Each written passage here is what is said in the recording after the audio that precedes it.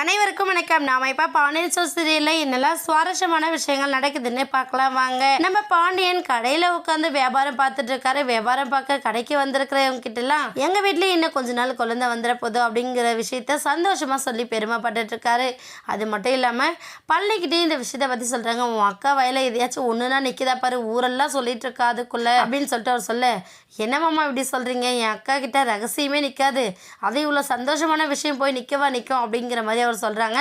ஆனால் இவங்களோட ஆசையெல்லாம் நிறைய ஆசையாக போகிற அளவுக்கு நம்ம மயில் விஷயத்தில் நடந்துச்சு. இதனால் வீட்டில் எல்லாருமே ஆளுக்கு ஒரு பக்கம் மனசடைஞ்சு போய் உட்காந்துட்ருக்காங்க. இப்போ கோவத்தோடு வந்த நம்ம சரவணன் நேராக கடைக்கு வந்தது ஒன்று அழ ஆரம்பிச்சிடறாங்க.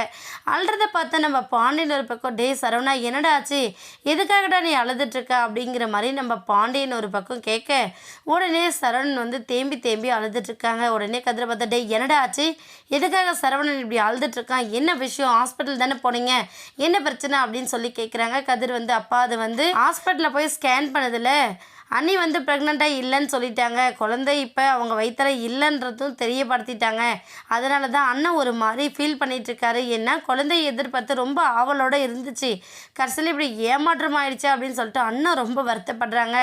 அண்ணியுமே வீட்டில் ரொம்ப ஃபீல் பண்ணி அழுதுட்டு தான் இருந்தாங்கப்பா, அண்ணன் வீட்டுக்கு கூட வராமல் நேராக கடைக்கு வந்துருச்சு அப்படின்னு சொல்கிறாரு. இதை கேட்ட பாண்டியன் வந்து ரொம்ப ஃபீல் பண்ணுறாரு.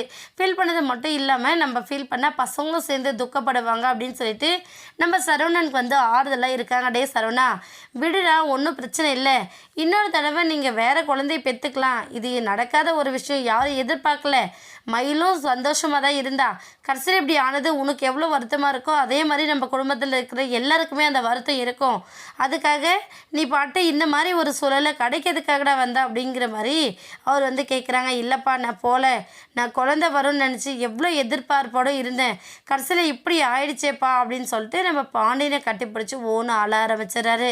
பாண்டியன் என்ன சொல்லி பசங்களை சமாதானப்படுத்துறதுன்னு தெரியாமல் ரொம்பவே பாண்டியன் ஒரு பக்கம் ஃபீல் பண்ணிட்டு இருக்காரு. என்ன போகுதுன்னு வெயிட் பண்ணி பார்க்கலாம். இந்த வீடியோ உங்களுக்கு பிடிச்சிருந்தா மறக்காமல் நம்ம சேனலை சப்ஸ்கிரைப் பண்ணுங்கள். தேங்க்யூ.